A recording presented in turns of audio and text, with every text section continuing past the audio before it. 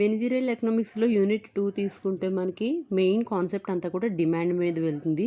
ఇక్కడ బేసిక్ అడిగే questions ఏముంటాయంటే demand అంటే ఏంటి, ఆ డిమాండ్ని ఎఫెక్ట్ చేసేటటువంటి డిమాండింగ్ ఫ్యాక్టర్స్ ఏంటి, affecting factors. So concept of demand ఎలా అడుగుతారంటే what is demand, define demand and demand యొక్క ఇంపార్టెన్స్, సిగ్నిఫికెన్స్, అప్రోచెస్ అలా ఉంటాయి. లేదా కాన్సెప్ట్ లేదా బ్రీఫ్లీ ఎక్స్ప్లెయిన్ అబౌట్ అలా అడుగుతారు. అండ్ ఎగ్జాక్ట్గా పాయింట్ అడగాలంటే ఎఫెక్టింగ్ ఫ్యాక్టర్స్ అని అడుగుతారు. బట్ ఏదైనా ఈ యూనిట్ 2 నుంచి మీరు ఖచ్చితంగా వాట్ ఈస్ డిమాండ్ అనేది రాయాలి. సో డిమాండ్ అంటే ఏంటి, సింపుల్గా జస్ట్ షార్ట్ కట్లో చూడండి, ఎందుకంటే లెంత్ ఎక్కువైపోద్ది మళ్ళీ వీడియో మీకు అమ్మో 30 మినిట్స్ ఉందా చూడాలా అన్న టైప్లో ఫీలింగ్ వచ్చేస్తుంది. కాబట్టి జస్ట్ సింపుల్గా డిమాండ్, మీనింగ్ ఆఫ్ డిమాండ్ ఏంటి అంటే యాక్చువల్ డిమాండ్ దేనికి ఉంటుందండి, డిమాండ్ దేనికి ఉంటుంది అంటే product or service or goods అంటాం. ఓకే, కన్జ్యూమర్స్ యూస్ చేసేటటువంటి ప్రొడక్ట్, సర్వీసెస్, గూడ్స్, వీటికి ఏం కావాలి, డిమాండ్ కావాలి. ఎక్కడి నుంచి అంటే కన్జ్యూమర్ నుంచి. కన్జ్యూమర్ దేని బేస్ చేసుకుని డిమాండ్ చేస్తాడు, ఈ ప్రోడక్ట్ నాకు కావాలి, సర్వీస్ నాకు కావాలని. వాళ్ళకు ఉండేటటువంటి నీడ్స్, ఈ నీడ్స్ చాలా రకాలుగా ఉంటాయి. లో క్లాస్ వాళ్ళు ఉంటారు, మిడిల్ క్లాస్ వాళ్ళు ఉంటారు, హై క్లాస్ వాళ్ళు ఉంటారు. లో క్లాస్ వాళ్ళు ఏంటి, వాళ్ళ బేసిక్ నీడ్స్. మిడిల్ క్లాస్కి ఏంటంటే కొంచెం సొసైటీలో కాస్త ప్రెస్టేజియస్ కోసం లేదంటే ఐడెంటిఫికేషన్ కోసం కొంచెం కంఫర్ట్ కోసం యూస్ చేస్తారు. అండ్ రిచ్ ఏంటంటే ఈ హై క్లాస్ అంతా కూడా ఒక టైప్ ఆఫ్ స్పెసిఫిక్గా వాళ్ళు ఐడెంటిఫై అవ్వడానికి కొన్ని ప్రొడక్ట్స్ యూస్ చేస్తుంటారు. ఫర్ ఎగ్జాంపుల్ మనం బైకే తీసుకుంటాం, ఎక్సెల్ తీసుకుంటాం. వాళ్ళు ఏంటంటే మైలేజ్ కలిసి వచ్చేలాగా ఏదో వాళ్ళు బిజినెస్ చేసుకోవడానికి. నార్మల్ బైక్ తీసుకుంటాం, ఎంప్లాయీస్ ఏంటంటే వాళ్ళు డైలీ జర్నీ చేయడానికి అండ్ చూడడానికి కూడా మరీ టీవీఎస్ ఎక్సెల్ మీద వెళ్తే బాగోదు కాబట్టి కొంత కంఫర్ట్ అండ్ ఫ్యామిలీతో వెళ్ళడానికి కానీ వాళ్ళు నార్మల్ బైక్ ప్రిఫర్ చేస్తారు. ఆ తర్వాత హై క్లాస్ వాళ్ళు ఏం చేస్తారు, స్పోర్ట్స్ బైక్ ప్రిఫర్ చేస్తారు. అన్నీ కూడా అదే టీవీఎస్ కంపెనీ ఉంటాయి, అన్నీ కూడా హ్యూమన్ నీడ్స్. హ్యూమన్ ఏం చేస్తాడంటే వినియోగిస్తాడు కన్జ్యూమర్. సో ఈ డిమాండ్ ఎక్కడి నుంచి ఉంటుందంటే consumers, different type of consumers based on their different type of needs. Okay, so ఒక వస్తువుకి, ఒక ప్రొడక్ట్కి లేదా ఒక థింగ్కి ఏముండాలి అంటే కస్టమర్ సైడ్ నుంచి డిజైర్, అది కావాలి అనేటటువంటి డిజైర్ ఉండాలి. అండ్ విల్లింగ్నెస్, అది వాళ్ళకి ఖచ్చితంగా అవసరం ఉండాలి. దానివల్ల వాళ్ళకు బెనిఫిటో, సాటిస్ఫాక్షనో, వాళ్ళ ఈగో ఏదో ఒకటి వాళ్ళు ఫుల్ఫిల్ చేసుకోవడానికి. అండ్ విల్లింగ్నెస్తో పాటు క్యాపబిలిటీ టు పే, ఒక వస్తువు కావాలి అనే కోరిక, దాని వాళ్ళ అవసరం అండ్ దానికి వాళ్ళు పే చేయగలిగేటటువంటి కెపాసిటీ, ఈ మూడు కూడా for a product or service or goods in a particular time at a different price or particular price. దీన్ని మనం డిమాండ్ అంటాం. మరి రాసేటప్పుడు ఎలా రాస్తాం మేడం, ఇక్కడ పాయింట్స్ కింద బాగానే చెప్తున్నారు అంటే కనుక ఇది ఇక్కడ చూడండి. Meaning of demand, demand is the ability and willingness to buy specific product or service. చూసారా, specific product or service at alternative price in a given time period.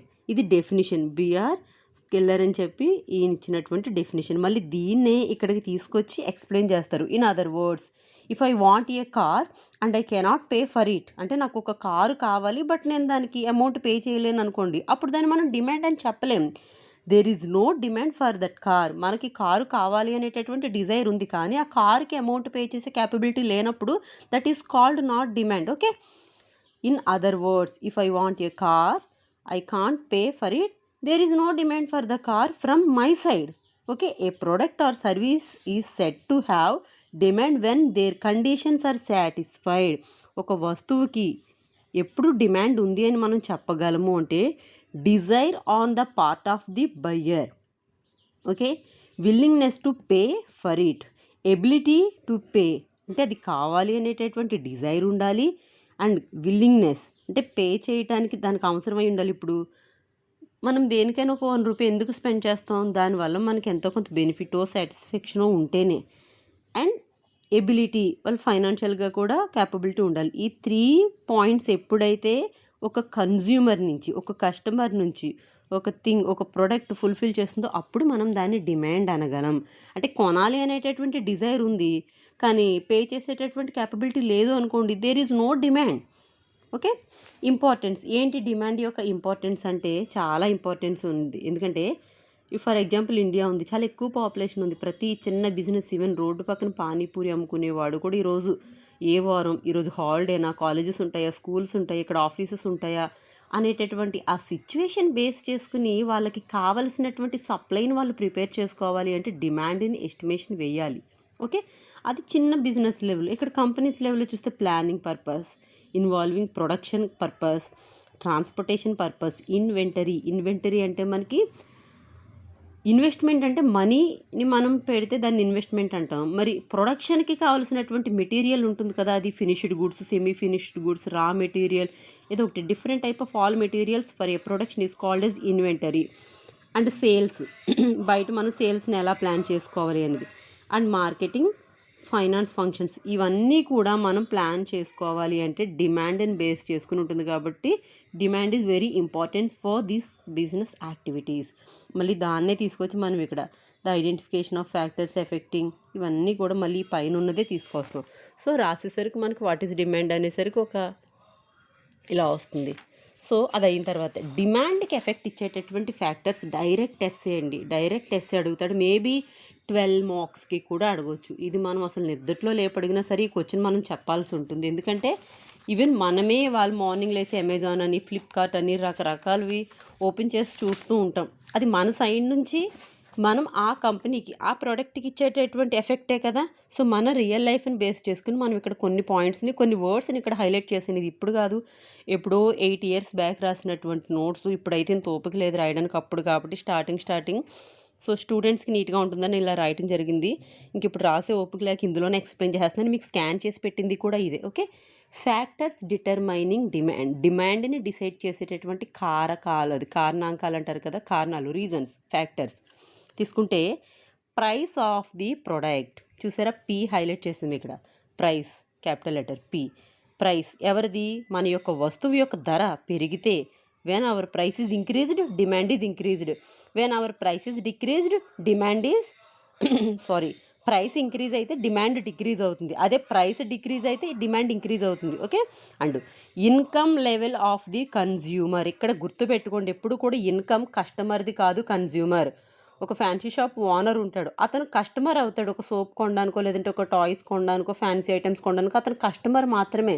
అతని బిజినెస్ని బట్టి ఆయన పర్చేస్ చేస్తాడు తప్ప ఆయన పర్సనల్ ఇన్కమ్ని బట్టి కొనరు. బట్ కన్జ్యూమర్, ఎవరైతే వస్తువుని యూజ్ చేసేటటువంటి ఎండ్ యూజర్ కన్జ్యూమర్ ఉన్నాడో, కన్జ్యూమర్ యొక్క ఇన్కమ్ అనేది మాత్రమే ఒక వస్తువు యొక్క డిమాండ్ని డిసైడ్ చేస్తుంది. Okay, price of the product, income level of the consumer. ఇక్కడ ఐ గుర్తుపెట్టుకోండి. టేస్ట్ అండ్ ప్రిఫరెన్సెస్ చాలా ఈజీగా చేంజ్ అయిపోతున్నాయి. ఒక సోప్ తీసుకోండి, లేదంటే ఒక బాడీ స్ప్రే తీసుకోండి, కార్, బైక్, అందులో చాలా వేరియేషన్స్ ఉంటాయి. అలా different type of colours, variations, sizes అవన్నీ కూడా ఏంటంటే హ్యూమన్ నీడ్స్ని బేస్ చేసుకుని కంపెనీస్ తయారు చేస్తున్నాయి. అందుకే మనం ఏమంటున్నాం, ఓల్డెన్ డేస్లో products means what manufactured by the company, but nowadays products means what are the human needs, మనిషి అవసరాలే వస్తువులుగా తయారవుతున్నాయి. ఓకే, అందుకని వాళ్ళ కలరు, టేస్టు, సైజు ఇవన్నీ కూడా మనిషి అవసరాన్ని బట్టి. మొబైల్స్ ఉన్నాయి, అందులో మళ్ళీ పైన కలర్ మారుతుంది, లోపల కెమెరా క్వాలిటీ మారుతుంది, ర్యామ్ తగ్గుతుంది, పెరుగుతుంది. ఇవన్నీ కూడా taste and preferences of the consumer. గుర్తుపెట్టుకోండి, ఇన్కమ్ కూడా కన్జ్యూమర్దే, టేస్ట్ అండ్ ప్రిఫరెన్స్ కూడా కన్జ్యూమర్దే. ఎందుకంటే వినియోగించే వాడి యొక్క టేస్ట్ని బట్టే ఒక వస్తువు బయట ఎక్కడైనా అమ్మాలన్నా కొనాలన్నా. ప్రైస్ ఆఫ్ రిలేటెడ్ గూడ్స్, ఈ పాయింట్ టెక్నికల్గా ఇక్కడ ఎంఈలో ఏమైనా వస్తుందంటే క్రాస్ ఎలాస్టిసిటీ అని వస్తుంది. CROSS, క్రాస్ అని ఎందుకు వస్తుంది అంటే ఆపోజిట్ అని. ప్రైస్ ఆఫ్ రిలేటెడ్ అంటే మన ఆపోజిట్, మనకి పోటీ ఇచ్చేటటువంటి competitor. Okay, price of related goods which may be substitutes or complementary, అంటే వీటికి ప్రత్యామ్నాయంగా, అల్టర్నేటివ్గా. మేబీ కాఫీ పొడి ఉంది, దానికి టీ పొడి ఆల్టర్నేటివ్. ఓకే, అలా అనమాట. అండ్ ఒక్కొక్కసారి ఇవి ఆపోజిట్ ప్రోడక్ట్స్ కూడా. ఫర్ ఎగ్జాంపుల్ టాటా చక్ర గోల్డ్ ఏదో ఉంది, దానికి 3 రోజెస్ కాంపిటీషన్ వచ్చేలా. Expectations about the price in future చాలా ఇంపార్టెంట్ పాయింట్ అండి. ఇప్పుడు ప్రస్తుతం ఒక గ్రామ్ గోల్డ్ కాస్ట్ ఈరోజు 6000 ఉంది, నిన్న 6500 ఉంది. మేబీ రేపు అప్ అవ్వచ్చు, డౌన్ అవ్వచ్చు, మనం చెప్పలేం. ఓకే, అయితే ఫ్యూచర్లో రేపు కనుక గ్రామ్కి గోల్డ్ కాస్ట్ ఇంకొక 1000 యాడ్ అయ్యి 7000 అయిపోయింది అనుకుందాం. అంటే ఫ్యూచర్లో మన ఎక్స్పెక్టేషన్ ఏముంది, గోల్డ్ ప్రైస్ ఇంక్రీజ్ అవుతుంది అని అనుకుంటే ఈరోజు డిమాండ్ పెరిగిపోద్ది. లేదు ఈరోజు 6,000 కదా, రేపు ఇంకో 500 లెస్ అయిపోద్ది, అంటే డిక్రీజ్ అవుద్ది రేపు అనుకుంటే ఈరోజు డిమాండ్ ఏమవుతుంది, తగ్గిపోతుంది. సో అలా ఫ్యూచర్లో దాని కాస్ట్ పెరుగుతుందా తగ్గుతుందా అన్న దాన్ని బట్టి కూడా ప్రెజెంట్ డిమాండ్ అనేది డిసైడ్ అవుతుంది. Expectations about the income in future, ఇది గుర్తుపెట్టుకోండి. ఇందాక నార్మల్గా కన్జ్యూమర్ యొక్క ఇన్కమ్ అనేది కంపెనీ అనాలిసిస్ చేస్తుంది. ఇక్కడ ఇన్కమ్ ఇన్ ఫ్యూచర్ అనేది ఏంటంటే మనం పర్సనల్గా మన యొక్క ఇన్కమ్ ఫ్యూచర్లో పెరుగుతుంది అనుకుంటే మనం ఏం చేస్తాం, ఇప్పటి నుంచి దానికి సంబంధించి ఈఎంఐలు ప్లాన్ చేస్తాం, లోను సేవింగ్స్. ఓకే, నాకు నెక్స్ట్ మంత్ శాలరీ ఒక 30,000 పెరుగుతుంది, ఆ 30,000ని దేనికి ఇన్వెస్ట్ చేద్దాం, ఏమి ఈఎంఐ పెట్టుకుందాం, లేదంటే లోన్ తీసుకుందామా, గోల్డ్ తీసుకుందామా, ఏదైనా ప్రాపర్టీ తీసుకుందామా, ఇవన్నీ కూడా మనం ఏం చేస్తున్నాం, మన ఫ్యూచర్లో ఇన్కమ్ పెరుగుతుంది అంటే ప్రెజెంటే మనం ఇప్పటి నుంచి ఎక్స్పెన్సెస్ పెంచుకుంటాం. సైజ్ ఆఫ్ పాపులేషన్, ఒక కంట్రీలో ఉండేటటువంటి పాపులేషన్ కూడా ఖచ్చితంగా ఇన్కమ్కి ఎఫెక్ట్ ఇస్తుంది. ఇది yes. Okay, next distribution of consumers over different religions, అంటే రకరకాల మతాల నుంచి. ఇప్పుడు మన ఇండియాలో క్రిస్మస్కి, రంజాన్కి, బక్రీద్కి, at the same time Hindu సంబంధించిన అకేషన్స్కి కూడా డిమాండ్ ఉంటుంది. ఎందుకంటే ఇక్కడ డిఫరెంట్ టైప్ ఆఫ్ రిలీజియన్స్ ఉన్నారు కాబట్టి, ఆ పాపులేషన్ ఉన్నారు కాబట్టి. అండ్ అడ్వర్టైజింగ్ ఎఫర్ట్స్ చాలా ఇంపార్టెంట్, ఎందుకంటే ఇది ఒక మెయిన్ ఎస్ఏ క్వశ్చన్ కూడా వస్తుంది. ఇది అడ్వర్టైజ్మెంట్ ఒక ఎస్ఏ క్వశ్చన్ వస్తుంది, ప్రైస్ మీద ఒక ఎస్ఏ క్వశ్చన్ వస్తుంది, ఇన్కమ్ మీద ఒక ఎస్ఏ క్వశ్చన్ వస్తుంది, ప్రైస్ రిలేటెడ్ గుడ్స్. ఈ 4 కూడా 4 ఎస్ఏలు ఉంటే ఒక ఎస్ఏ ఒకసారి 12 మార్కులకి డైరెక్ట్గా ఇచ్చేస్తాడు. ఎలా ఇస్తాడు అన్నది మీకు ఇప్పుడు ఒకసారి చూపిస్తాను. Price of the product, income of the consumer, taste and preferences of the consumer, and price related goods, taste కాదు, ప్రైస్ రిలేటెడ్ గుడ్స్, ఇది 3rd SA. And advertising efforts, ఇది 4th ఎస్ఏ. ఈ 4 ఎస్ఏలో ఒక ఎస్ఏ వస్తుంది. ఇది ఎలా అన్నది ఒకసారి ఎదురు చెప్తాను, ఎందుకంటే ఈ ఫ్యాక్టర్స్ ఒక ఎస్ఏ రావచ్చు, ఫ్యాక్టర్స్. అండ్ ఇంకొక 3 ఎస్ఏలు ఉంటాయి. ఈ 4ట్లో ఆల్మోస్ట్ 2 ఎస్ఏలు ఇస్తాడు, కొంచెం అటు ఇటు చేంజ్ అవుతుంది అంతే. అడ్వర్టైజింగ్ ఎఫర్ట్స్కి ఏ గుర్తుపెట్టుకోండి, ఇక్కడ ఏంటంటే మన కంపెనీకి మనం అడ్వర్టైజ్మెంట్కి ఎక్కువ ఎఫర్ట్ చేసామనుకోండి మనకు డిమాండ్ పెరుగుద్ది. అదే మనం అడ్వర్టైజ్మెంట్కి తక్కువ అంటే ఏం లేదు, సెలబ్రిటీస్ని తీసుకురావటం, ఆ ప్రోడక్ట్ మేబీ న్యూ ప్రోడక్ట్ అయితే మనం ఒకలా లాంచ్ చేస్తాం, ఆల్రెడీ ఉన్న ప్రోడక్ట్లోనే వేరియేషన్స్ ఏవో తీసుకొచ్చామంటే దాన్ని ఒకలా. ప్రమోషన్స్ ఎందుకు ఆ సెలబ్రిటీస్తో అంటే వాళ్ళు యాక్చువల్గా అవి యూస్ చేస్తారో లేదో సెకండరీ, బట్ ఏంటంటే మనకి వాళ్ళు నోటిఫైడ్ పర్సన్ కాబట్టి బాగా మనం ఆ ప్రోడక్ట్ని గమ్ముని మైండ్లోకి పెట్టుకోవడానికి, అందుకని ఏం చేస్తామంటే అడ్వర్టైజ్మెంట్ కూడా అట్రాక్ట్ అవుతుంటారు. దీనికి మనం అమౌంట్ ఎఫర్ట్ చేస్తే డిమాండ్ పెరగచ్చు. Okay, any other factors capabilities of affecting demand, ఇవి కాకుండా కూడా ఇంకా చాలా విషయాలు డిమాండ్కి ఎఫెక్ట్ ఇస్తాయి. చాలా చాలా ఇంపార్టెంట్. సెకండ్ యూనిట్ నుంచి ఏ క్వశ్చన్ ఇచ్చినా, ఏ ఎస్సే రాసినా ఈ కాన్సెప్ట్ చుట్టూరే రాస్తారు కాబట్టి ఇలా ప్రతి పాయింట్ ఎక్స్ప్లెయిన్ చేశాను. ఇలా అవసరమైనవి మాత్రమే ఎక్స్ప్లెయిన్ చేసుకుంటే ఆ తర్వాత మళ్ళీ ఇదే క్వశ్చన్ రిపీట్ అయినప్పుడు మనం ఇంత ఎక్కువగా మనం కోసం డిస్కస్ చేయక్కర్లేదు. ఓకే, ఇక్కడ డిమాండ్ అయింది, డిమాండ్ ఎఫెక్టింగ్ ఫ్యాక్టర్స్ అయింది. నెక్స్ట్ ఇంపార్టెంట్ క్వశ్చన్ ఏంటంటే లా ఆఫ్ డిమాండ్. లా అంటే మీరు ఏదో చట్టాలు, ధర్మాలు, అందులో సెక్షన్స్ ఇవన్నీ ఉంటాయేమో, అవి గుర్తుపెట్టుకోలేమని ఏం కంగారు ఏం పడకండి. లా ఆఫ్ డిమాండ్ అంటే ఏంటి అంటే, డిమాండ్ యొక్క లా ఏంటి అంటే చిన్న సింపుల్ లాజిక్. జస్ట్ ఇదిగో ఇక్కడ చూడండి, టేబుల్ చూస్తే గుర్తొస్తుంది. ఒక వస్తువు యొక్క ప్రైస్ డిఫరెంట్ అంటే డిక్రీజ్ అవుతూ చూపించారు. అదే ఆ ప్రోడక్ట్ యొక్క డిమాండ్ ఎన్ని యూనిట్స్ పెరుగుతుందని చూపించారంటే, ఇక్కడ ప్రైస్ ఏమైంది అంటే ఒక ప్రోడక్ట్ది ఫర్ ఎగ్జాంపుల్ ఒక యాపిల్ అనుకోండి ఇన్ రూపీస్, అలా ఇన్ యూనిట్స్ అంటే ఎన్ని యాపిల్స్. 10 రూపీస్ ఉన్నప్పుడు ఆ యాపిల్ 2 పర్చేస్ చేసాడు కన్జ్యూమర్. అదే 9 రూపీస్ అయితే 3 పర్చేస్ చేసాడు. 8 రూపీస్ అంటే 1 రూపీ డిక్రీజ్ అయ్యే కొద్దీ ఇంకొక యాపిల్ ఇంక్రీజ్ అవుతూ వచ్చింది. అంటే law of demand means when the price is decreased then automatically the demand is increased. అదే మనం ఇది రివర్స్ చేస్తే అది లా ఆఫ్ డిమాండ్లో ఏమవుద్ది అంటే వెన్ ద ప్రైస్, ఇక్కడ ధర తగ్గితే డిమాండ్ పెరిగింది, ఒకవేళ ధర పెరిగితే డిమాండ్ తగ్గుద్ది. అంటే టేబుల్ ఈ వాల్యూస్ వేసినప్పుడు రివర్స్ చేస్తాం, అంటే ఏదేమైనా రివర్స్లో జరుగుద్ది అనమాట. డిమాండ్కి ప్రైస్కి ఆపోజిట్ రిలేషన్ ఉంటుంది. సింపుల్గా వెన్ ద, ఇక్కడ ఉంది చూడండి మ్యాటర్ ఒక్కసారి. లా of demand means the relation between price and quantity demanded. ధరకి డిమాండ్కి ఉండేటటువంటి రిలేషన్ అది ఎలా అంటే, ప్రైస్ పెరిగింది అనుకోండి డిమాండ్ తగ్గుద్ది, అదే ప్రైస్ తగ్గింది అనుకోండి డిమాండ్ పెరుగుద్ది. That increase decrease relation between the price and demand is called as just law of demand. Okay, and this law assumptions అంటే కొన్ని షరతులు ఉంటే, షరతులు పక్కన పెడితే మీకు ఇది ఆల్రెడీ నేను స్కాన్ చేసి పెట్టాను, అందులో ఒకసారి చూడండి. ఈ టేబుల్ ఉంటుంది అక్కడ. ఇది మీరు ఇలా మీ ఇష్టం, ప్రైస్ తగ్గిస్తూ ఉందనుకోండి డిమాండ్ పెరుగుతుంటుంది, లేదంటే దీనికి రివర్స్లో కూడా వేసుకోవచ్చు. ఈ వాల్యూస్ రివర్స్ వస్తాయి అంతే. మళ్ళీ దీన్ని తీసుకొచ్చి కింద ఇదిగో ఈ డయాగ్రామ్ వేయాల్సి ఉంటుంది. ఇక్కడ డిమాండ్, ఇది వచ్చి ప్రైస్ ఏమైంది 10 రూపీస్ వరకు పెరుగుతూ వచ్చింది, 6 రూపీస్ వరకు ఇదిగోండి డిడి. ఇది మీరు ఏమని ఎక్స్ప్లెయిన్ చేస్తారంటే ఈ టేబుల్ కింద కొంత మ్యాటర్ రాయిచ్చేమని, we observe the above diagram when the price of the apple or when price of the product is 10 rupees the demand is only 2 units. When ఎప్పుడైతే the price decreased from 10 rupees to 9 rupees then automatically the demand is also increased from 2 to 3. అలా మీరు ఈ 6 వరకు కూడా explain చేయొచ్చు. And దీనికి రిలేటెడ్గా ఈ బాక్స్కి రిలేటెడ్గా డయాగ్రామ్ ఇస్ దీన్ని ఏమైనా ఎక్స్ప్లెయిన్ చేస్తారు అంటే, we observe the above diagram on OX axis we are taking demand, on OY axis we are taking price. DD is demand curve, DD is demand curve. Just we observe from 10 rupees to ఇలాగా ఈ ఇదిగో 10 rupees నుంచి 6 రూపీస్కి ఇలా తగ్గుతున్నప్పుడు ఈ volume of the demand ఏమైంది, పెరుగుతూ వచ్చింది. అది simple. Okay, so law of demand అంటే సింపుల్గా ధర తగ్గితే డిమాండ్ పెరుగుతుంది, అదే ధర పెరిగితే డిమాండ్ తగ్గుతుంది. అదే విషయం ఇదిగో మీకు ఇక్కడ నేను పంపిన స్కానింగ్ నోట్స్లో ఉంది. అది రాసి దానికి రిలేటెడ్గా ఈ బాక్స్ వేసి ఈ డయాగ్రామ్ కూడా వేసి, ఇక్కడ ఏముంది మ్యాటర్ అంటే ఏమీ లేదు. ఈ బాక్స్ కోసం దీనికోసం ఇది ఇక్కడ ఎక్స్ప్లెయిన్ చేశారు అంతే. ఇదిగో the demand curve DD shows the increase relation between price and quantity, ఇదే ఉంటుంది. ఇక్కడ చూడండి 2 to 3, ఇక్కడ ఏమైంది 10 రూపీస్ నుంచి 9 రూపీస్కి తగ్గినప్పుడు 2 రూపీస్.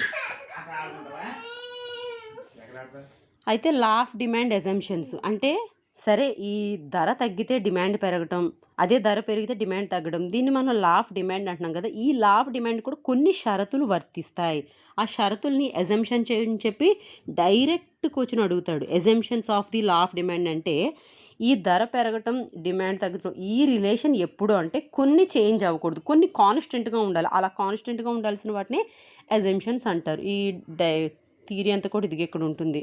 ఇక్కడ ఏంటి అంటే నో చేంజ్ ఇన్, ఇవి ఏం కాదండి. ఇందాక మనం డిమాండ్కి ఎఫెక్ట్ ఇచ్చేటటువంటి ఎఫెక్టింగ్ ఫ్యాక్టర్స్ అని ఇక్కడ మాట్లాడుకున్నాం కదా, డిమాండ్ ఎఫెక్టింగ్ ఫ్యాక్టర్స్, ఇవి ఏవి కూడా చేంజ్ అవ్వకూడదని మళ్ళీ ఇక్కడ రిపీట్ అయినాయి అంతే. ఈ లా ఆఫ్ డిమాండ్ యొక్క అజంప్షన్స్ ఏమిటి అంటే, no change in consumer income, price of related goods, consumer taste and preferences, substitute products అంటే దీనికి ప్రత్యామ్నాయంగా ఉండేటటువంటి వస్తువుల యొక్క, అంటే దీనికి కాంపిటీషన్ ఇచ్చేటటువంటి, అంటే ఇప్పుడు మనం సుజుకి కార్లు అమ్ముతున్నాం, మనకి హోండా కార్లు ప్రైస్ పెరగకూడదు తగ్గకూడదు, అవన్నీ అలా కాన్స్టెంట్గా ఉన్నప్పుడు మనం ధర పెంచటం తగ్గించటం అనేది మన యొక్క డిమాండ్ని ఎఫెక్ట్ చేస్తుంది. వేరే ఇవేవి కూడా చేంజ్ అవ్వకూడదు, ఇవి కాన్స్టెంట్గా ఉండాలి.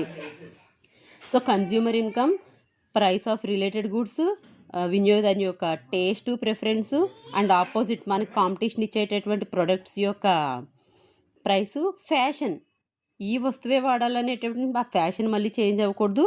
నో ఎక్స్పెక్టేషన్ ఫ్యూచర్ ప్రైస్, ఇందాక ఇది ఎఫెక్టింగ్ ఫ్యాక్టర్ అనుకున్నాం కదా, ఫ్యూచర్ ప్రైస్ ఇంక్రీజ్ డిక్రీజ్ అనేది అది. అలాగే size, age, and no change in the range of goods, ఇవన్నీ గవర్నమెంట్ పాలసీ, వెదర్ కండిషన్స్, ఇవన్నీ ఏంటి అంటే డిమాండ్ని ఏవైతే డిసైడ్ చేసే ఎఫెక్టింగ్ ఫ్యాక్టర్స్ ఉన్నాయో అవే మళ్ళీ ఇక్కడ రిపీట్ అయినాయి. కాబట్టి అదొక్కటి చదువుకుంటే మీకు ఇక్కడ లా ఆఫ్ డిమాండ్ దగ్గర అజంప్షన్స్ అంటే, మీరు మీ కంపెనీలో మీ స్వతహాగా మీరు ప్రొడ్యూస్ చేసేటటువంటి మీ ప్రొడక్ట్కి లా ఆఫ్ డిమాండ్ వర్తించాలి అంటే కొన్ని కాన్స్టెంట్గా ఉండాలి, అవే ఇవి. ఓకే, ఇది కూడా నేను స్కాన్ చేసి పెట్టాను, సో ఒకసారి చూడండి. లా ఆఫ్ డిమాండ్ అయిపోయిన తర్వాత మీకు ఇంకో second question law of demand assumptions. Actual 3-4 questions కింద ఎక్స్ప్లెయిన్ చేసే అవసరం లేదు. లా ఆఫ్ డిమాండ్ మీనింగు, ఇంట్రడక్షను, ఆ బాక్సు, దాని కింద చిన్న డయాగ్రాము, ఈ అజంప్షన్స్ ఆల్రెడీ ఫ్యాక్టర్స్ అజంప్షన్స్ ఒకటే, కాకపోతే ఫ్రంట్ ఏం పెట్టాలి అంటే మీరు దానికి ముందు అజంప్షన్స్కి ముందు నో చేంజ్ ఇన్ అని చెప్పి ఇలా చేంజ్ అని అంటే వినియోగదారుని యొక్క ఆదాయం మారకూడదు, అండ్ రిలేటెడ్ గుడ్స్ యొక్క ప్రైస్ చేంజ్ అవ్వకూడదు, అలాగే కన్జ్యూమర్ యొక్క టేస్ట్ చేంజ్ అవ్వకూడదు, ఇవన్నీ రాసేస్తారు. అయిపోయాక మెయిన్ మోస్ట్ ఇంపార్టెంట్ క్వశ్చన్ ఏంటంటే ఎలాస్టిసిటీ ఆఫ్ డిమాండ్. ఎలాస్టిక్ గుర్తుపెట్టుకోండి, మనం యూస్ చేసే క్లాత్స్కి యూస్ చేసే ఎలాస్టిక్ గుర్తుపెట్టుకోండి. ఆ సి దగ్గర నుంచి సిఐటివి సిటీ కంప్లీట్ చేసండి. ఎలాస్టిసిటీ దీని యొక్క అర్థం ఏంటి అంటే తెలుగులో వ్యత్యాసం, అంటే డిఫరెన్స్ అనమాట. దేనికి డిఫరెన్స్ అంటే ఇప్పుడు దాకా మనం లా ఆఫ్ డిమాండ్లో ఏం డిస్కస్ చేసుకున్నాం?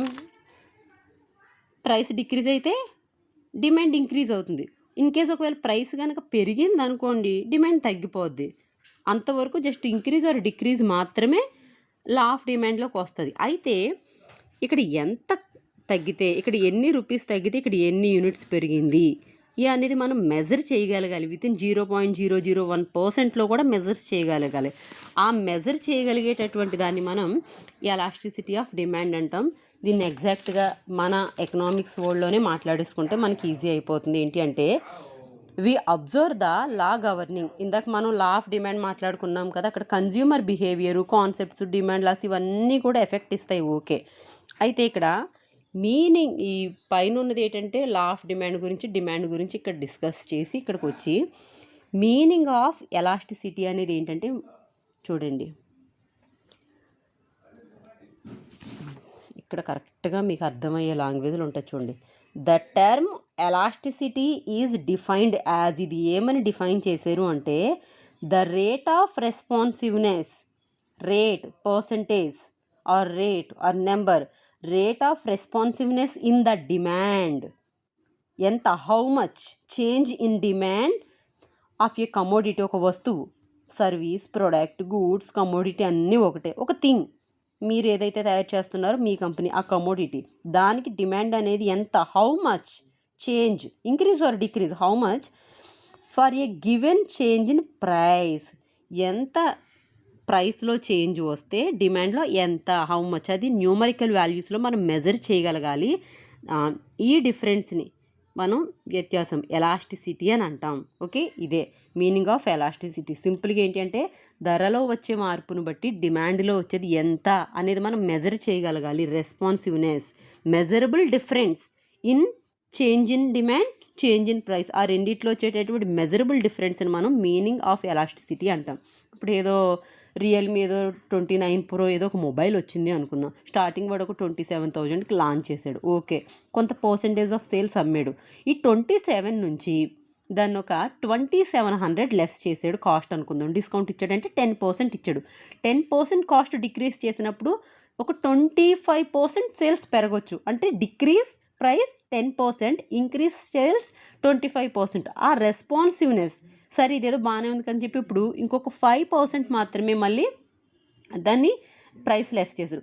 5% డిక్రీజ్ చేస్తే మళ్ళీ డిమాండ్ ఒక 25% ఇందాకట్లా కాకుండా ఇప్పుడు ఒక 10% మాత్రమే ఇంక్రీజ్ అయిందంటే ఆ డిఫరెన్స్, ఆ రిలేషన్, ఎంత పర్సెంట్ డిక్రీజ్ చేస్తే ఎంత పర్సెంట్ ఇంక్రీజ్ సేల్స్ అవుతున్నాయి అనేటటువంటి ఆ measurable difference is called as meaning of elasticity. Demand ఎలాస్టిసిటీలోకి వస్తుంది. అయితే ఇక్కడ టైప్స్ ఉంటాయి, అది మీకు పంపించిన దాంట్లో చాలా క్లియర్గా ఆర్డర్లోనే ఉంటాయి.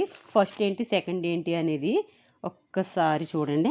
ఇదిగో ఇందాక ఎఫెక్టింగ్ ఫ్యాక్టర్స్ అని చెప్పి డిమాండ్ ఏం మాట్లాడుకున్నాం, price elasticity, income elasticity, cross, advertising. ఒక్కటి చెప్తే 4 వచ్చేస్తాయి. ఏంటి అంటే ధరలో వచ్చేటటువంటి మార్పు వల్ల డిమాండ్లో వచ్చే మార్పు, కన్జ్యూమర్కి ఇన్కమ్లో వచ్చేటటువంటి చేంజ్ వల్ల ఇక్కడ ఈ డిమాండ్లు, అంటే డిమాండ్ ఇదే ప్రోడక్ట్కి, డిమాండ్ అయితే చేంజ్ అవుతుంది ఈ ప్రోడక్ట్కే, కానీ వేటి వల్ల వస్తుంది. క్రాస్ ఎలాస్టిసిటీ అంటే ఆపోజిట్, మన కాంపిటీటర్ ప్రోడక్ట్స్. అడ్వర్టైజింగ్ అంటే మనం అడ్వర్టైజ్మెంట్కి పెట్టేది. ఇందులో ఒక్కటి ఎక్స్ప్లెయిన్ చేస్తే మిగతా అన్నీ కూడా వచ్చేస్తాయి. ఈ యూనిట్లో మెయిన్ కాన్సెప్ట్ ఇదే.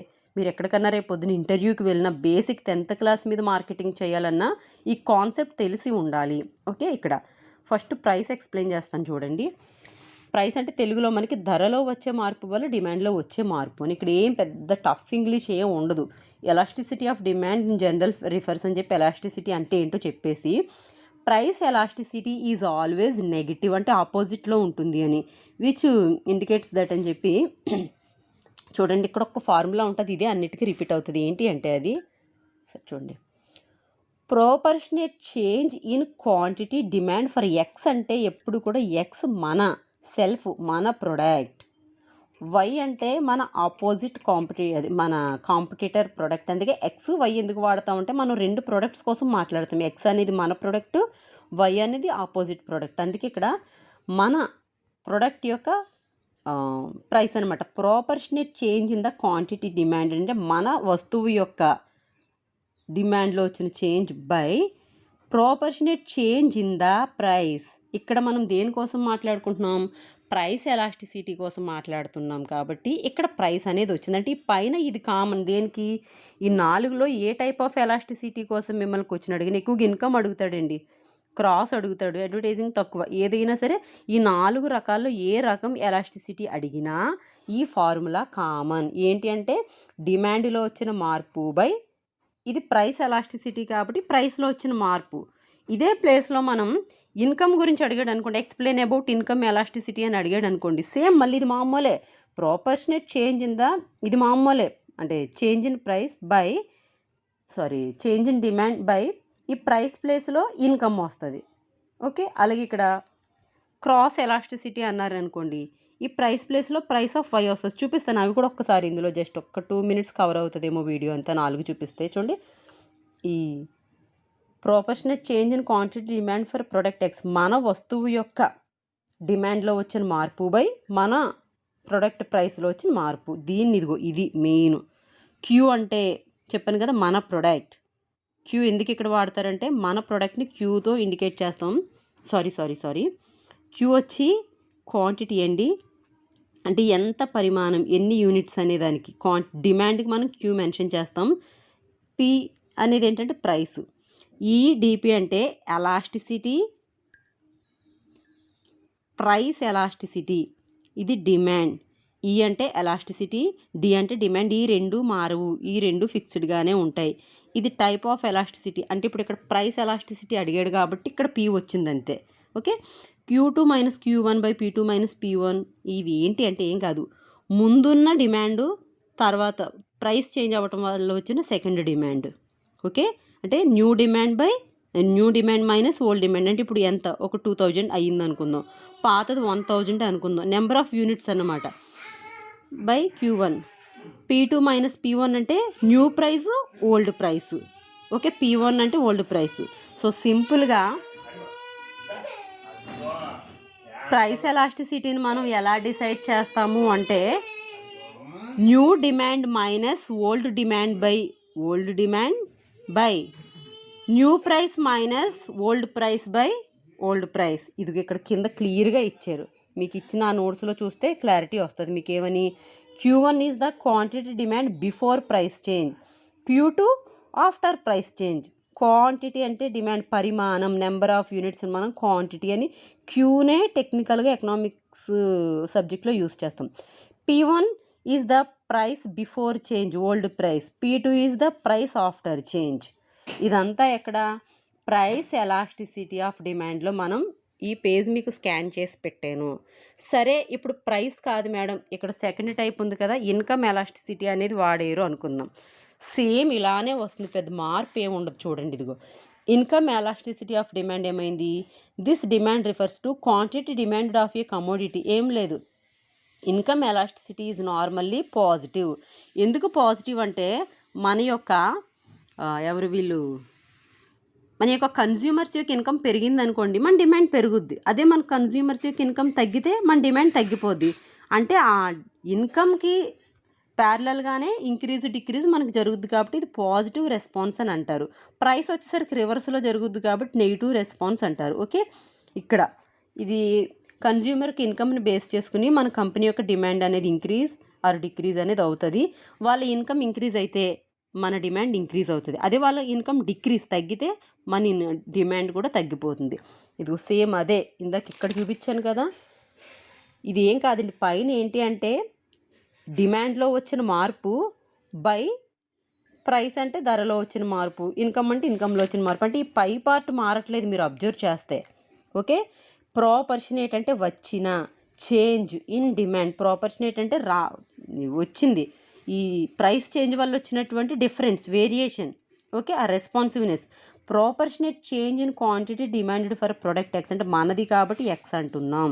Okay, so our product demand by proportionate change in income అని రాయొచ్చు, లేదా ఇన్కమ్ ఆఫ్ ది కన్జ్యూమర్ అని కూడా రాయొచ్చు. కస్టమర్ కాదు, కన్జ్యూమర్. ఓకే, సో డిమాండ్లో వచ్చిన మార్పు బై వినియోగదారుని ఆదాయంలో వచ్చిన మార్పు. The same is expressed as, same ఇందాక ఈడి అంటే ఎలాస్టిసిటీ, డిమాండ్ అనుకున్నాం కదా, ఈ రెండు మారు. ఐ మారింది ఇక్కడ స్మాల్ ఐ, ఎందుకంటే ఇన్కమ్ కోసం.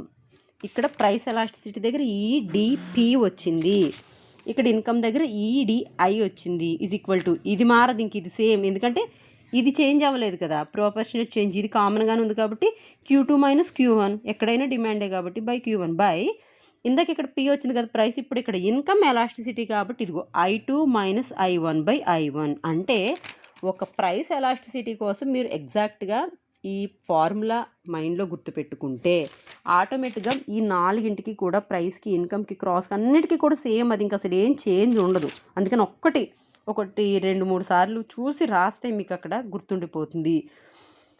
Income elasticity demand is equal to Q2 minus Q1 by Q1 by I2 minus I1. మళ్ళీ ఇక్కడ ఇదిగో where Q1 is the quantity demand before change, ఇందాకటివే ఇంక రెండు మారవు.